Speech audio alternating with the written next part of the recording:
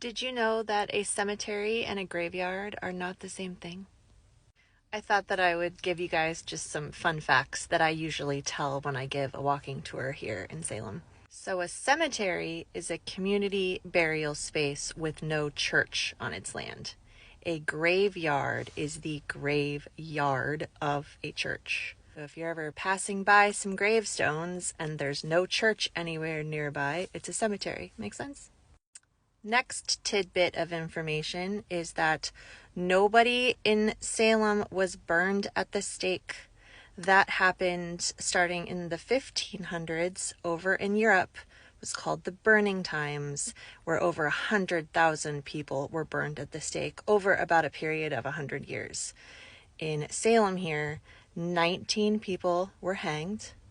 One man named Giles Corey was pressed to death, and 4 people died in the dungeons awaiting their trials. And that leads me to the next fact. People are not hung. It drives me crazy. You hung out with your friends or you hung a picture on a wall. If you died by a rope around your neck, you were hanged. You were not hung. All right, lastly, nobody in Salem who was accused and executed for being a witch was a witch. They were all very strict Puritans with a lot of fear about the world.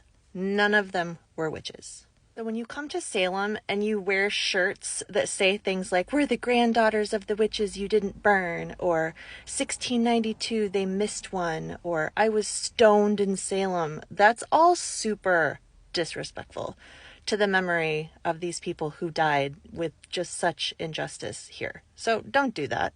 Let me know if you have any other questions about the history of witchcraft and anything else that you think I might know, because I know a lot of things. And follow along for ghost stories and witchy things and all kinds of metaphysical information. I don't know. We'll see where this account here goes. All right, that's all I got for you for now, as I'm sitting here waiting to pick my daughter up from school.